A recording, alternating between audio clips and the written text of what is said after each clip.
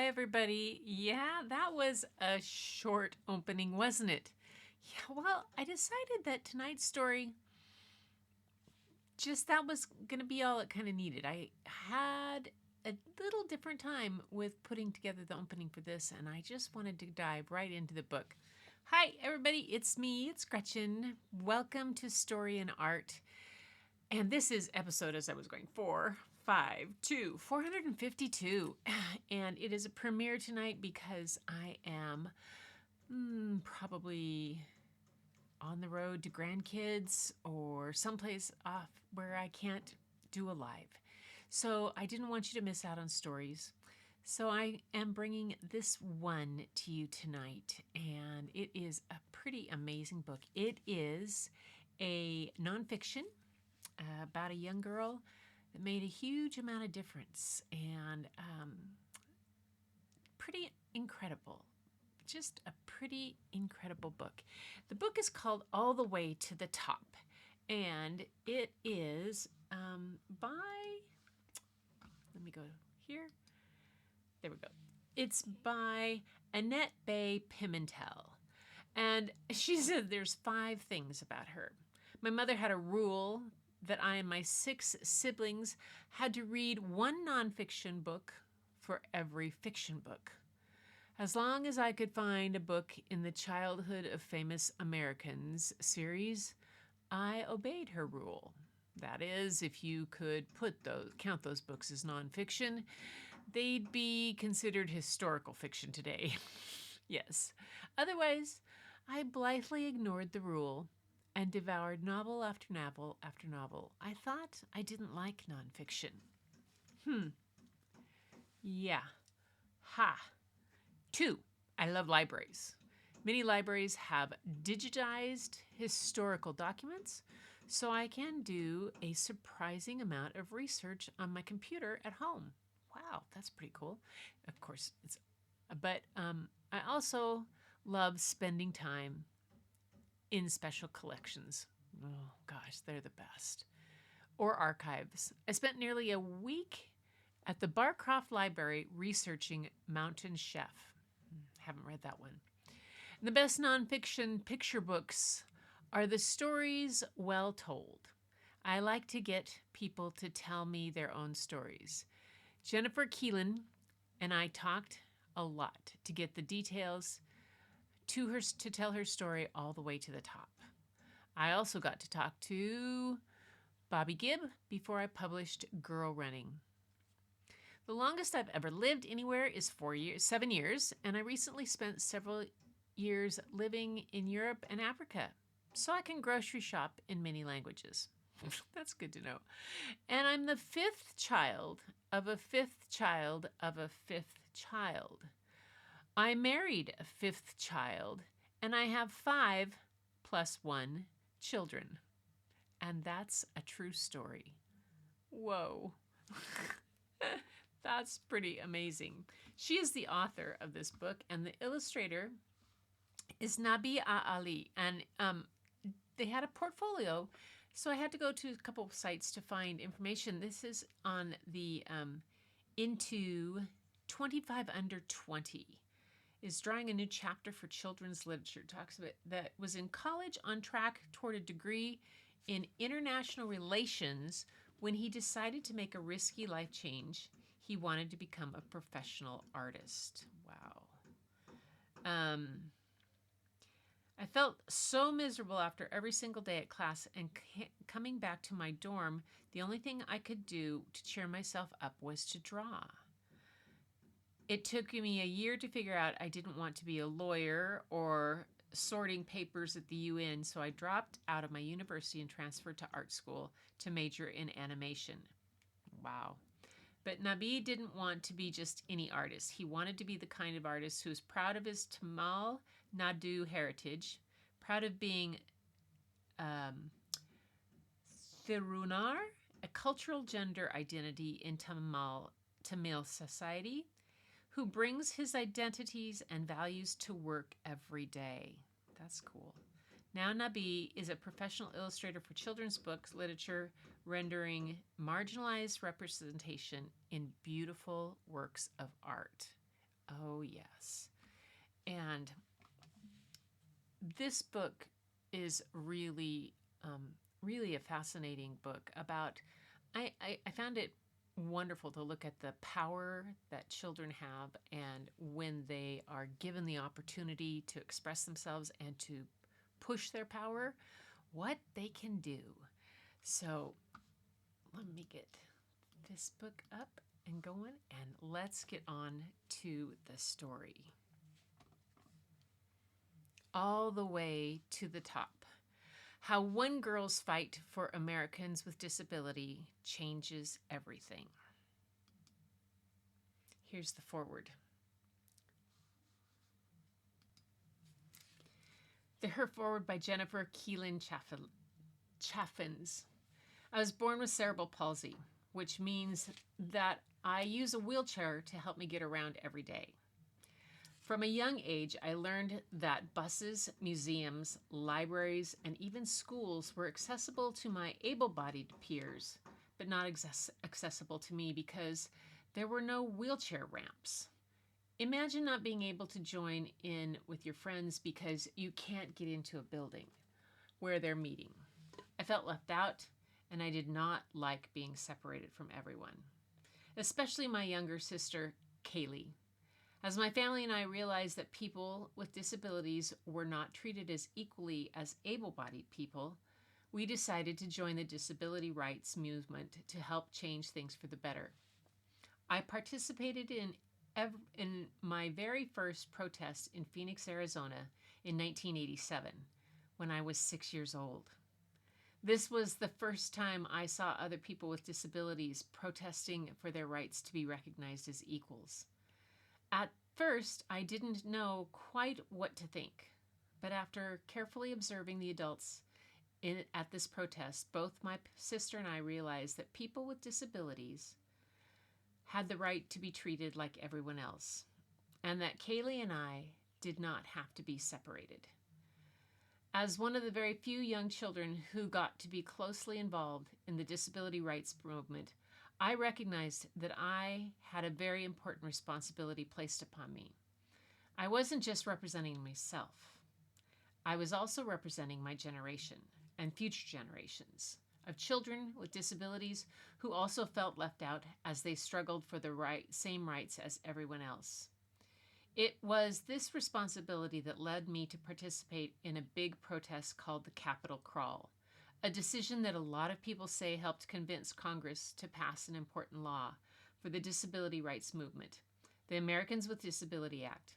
I hope that by sharing my story, kids everywhere will see that you don't have to be a grown-up to make a difference. If you believe in something, say it loud for everyone to hear. The passing of the Americans with Disabilities Act was a big win for the disability rights movement. But we still have a long way to go, and I keep using my voice to speak up for what I think is right. You can too. Jennifer Keelan may be small, but her voice is mighty. Yee-haw. That's going to start the story in just all the way to the top. Jennifer Keelan may be small, but her voice is mighty. Yee-haw! Snowball responds, speeding up from a walk to a trot. Jennifer loves to go fast, but she knows she'll soon have less time for writing since she's finally old enough for school. She can't wait to make new friends. She's ready to go. The school's not far. Jennifer rolls outside, down the sidewalk, to the corner, but stop. A 4-inch curb is a cliff to someone who uses a wheelchair.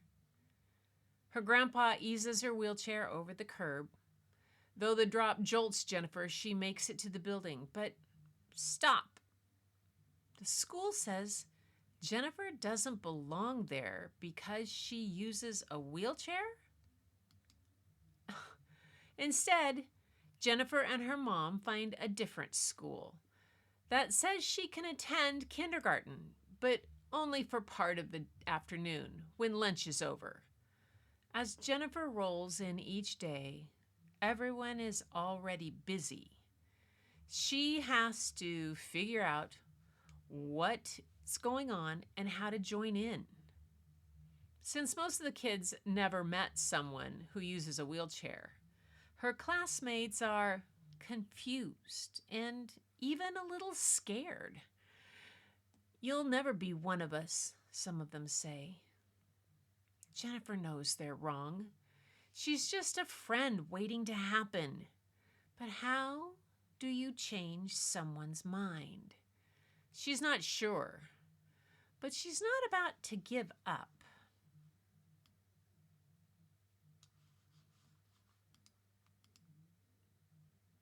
Jennifer and her family hear about activists who are working to make sure people with disabilities have access to public places like schools. They want to know more, so they attend a strategy meeting. Jennifer has never seen anything like it. The room is full of grown-ups with all sorts of disabilities. Some use wheelchairs, some use canes. None of them are sitting around waiting for things to change. They're shouting, laughing, and planning a big protest to get wheelchair lifts on buses. They turn to Jennifer. "Do you want to come?" Yes! She wants to go. Downtown, Jennifer rolls to a microphone and tells her story. She leads marchers through the streets, chanting, "The people united will never be defeated." It feels good to speak up for what she believes in. She can't wait to go and do it again.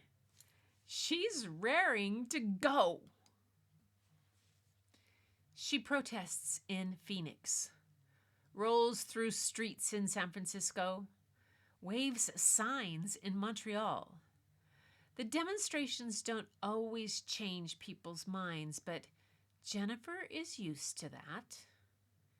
Even when her neighborhood school finally agrees she can attend, she and her classmates with disabilities aren't allowed to eat in the cafeteria with everyone else. That hurts, but she keeps going. Working with other activists revs her up, yet she can't help noticing that she and her sister are usually the only kids out there raising their voices. Still, she can't leave all the protesting to grown-ups. She knows firsthand that children with disabilities get ignored too, so she keeps speaking up. When Jennifer is 8, activists propose a new law called the Americans with Disabilities Act, or ADA. The law insists schools, governments, and businesses make room for all people, including those with disabilities. Jennifer feels like dancing. If it passes, it means sidewalks with curb cuts, buildings with ramps in addition to steps, and elevators with braille panels. It means Jennifer and her classmates with disabilities can finally go to the cafeteria with everyone else for lunch. Jennifer and her family watch the news for updates on the ADA, but reporters never mention it. She switches off the TV in frustration, wishing she could change reporters' minds on what's worth talking about. Instead, the Keelans get their updates about the ADA when activist friends call. It's bad news. Members of Congress say the law will be too complicated and too expensive. They say it's just not worth it. Wow. Since the news station is ignoring people with disabilities, Jennifer and her friends are determined to find another way to make Congress hear their voices. It's go time. Her family buys plane tickets to Washington, D.C. As they march down Pennsylvania Avenue, Jennifer has never shouted louder. What do we want? The ADA. When do we want it? Now. Finally, they reach the U.S. Capitol, but stop. A mountain of steps block Jennifer and other people using wheelchairs from the building where Congress makes laws. Grown-ups slide out of their wheelchairs and start pulling themselves up the steps. They will make sure members of Congress know they are there. Jennifer's heart races. This is what she's been shouting about. I want to climb the steps, she says, but stop. The grown-ups think she's too young. You can't do it. Jennifer knows this is not just about her. It's about her friends at school who were shut out of the cafeteria at lunch. It's about a million other kids she's never met who get stopped at every turn. Jennifer wants to speak up for all the kids with disabilities who aren't there. I need to climb the steps. She slides out of her wheelchair, scoots along the sidewalk to the bottom of the stairway, and puts her hands on the first step. She hauls herself up. Tiny bits of dirt and rock dig into her skin. She drags herself up another step. The crowd roar. Reporters surround her with cameras and microphones recording her gutsy climb. I'll take all night if I have to, she vows, and she keeps heaving and hauling and dragging herself up those steps. She keeps going all the way to the top. Pictures of Jennifer climbing the steps flash around the world. Reporters start talking about the ADA. Members of Congress see the news, listen to the activists, and finally pass the ADA.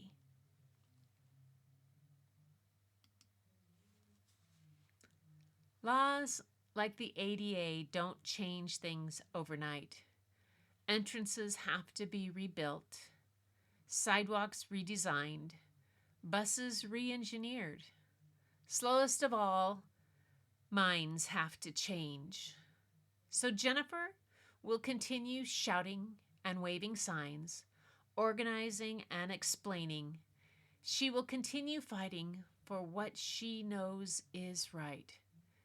Jennifer has places to go, and nothing will stop her now.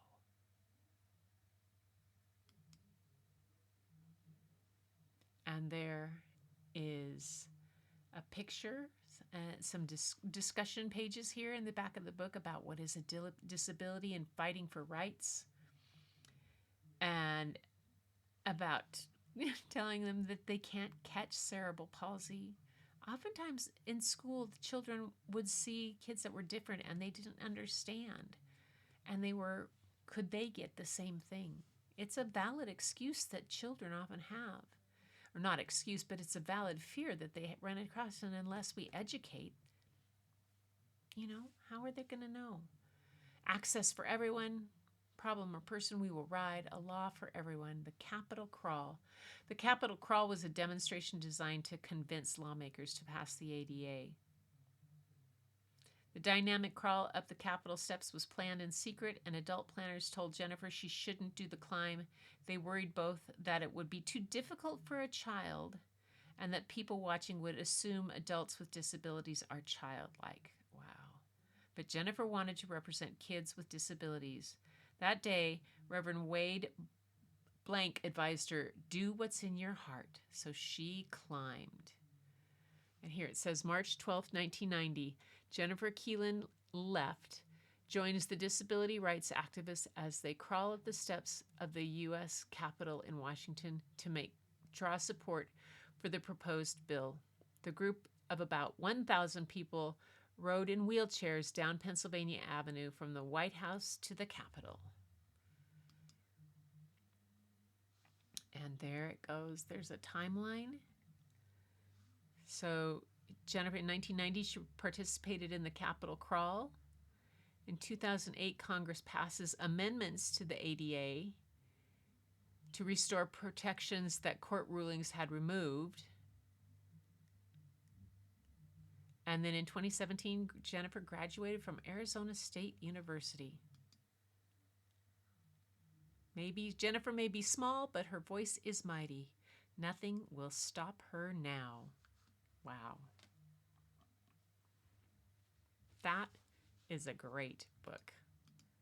I love the way it was put together, the illustrations, everything about it, and how the author told her story. It's one of those that I think it's an important one that we all remember and continue to look at, those things that we might, if we are able-bodied, have access to that might be difficult for people with disabilities, and how can they be made? Because there are still places out there that are difficult and it's harder to get in. It's not as easy as it should be. But boy, that ADA made a big difference.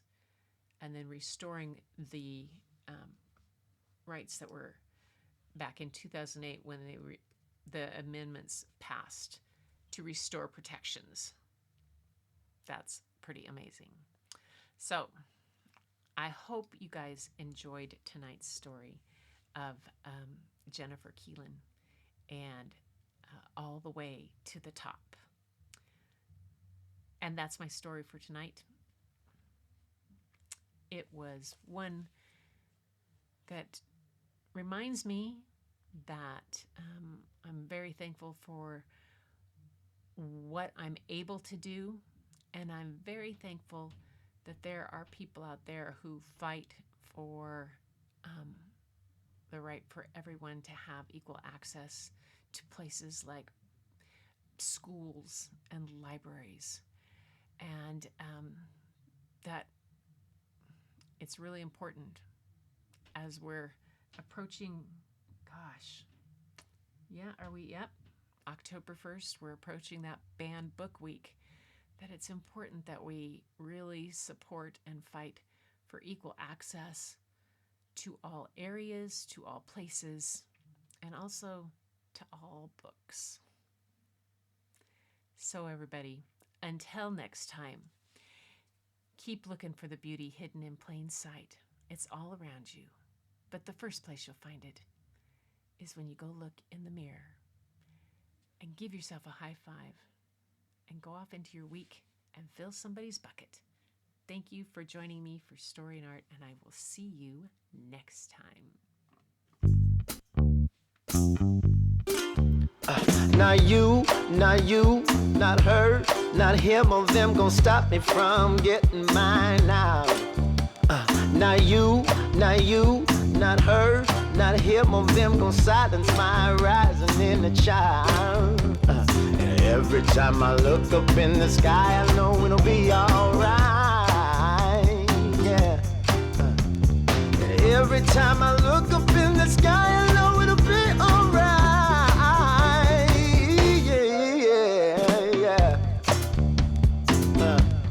Yeah, gotta get mine.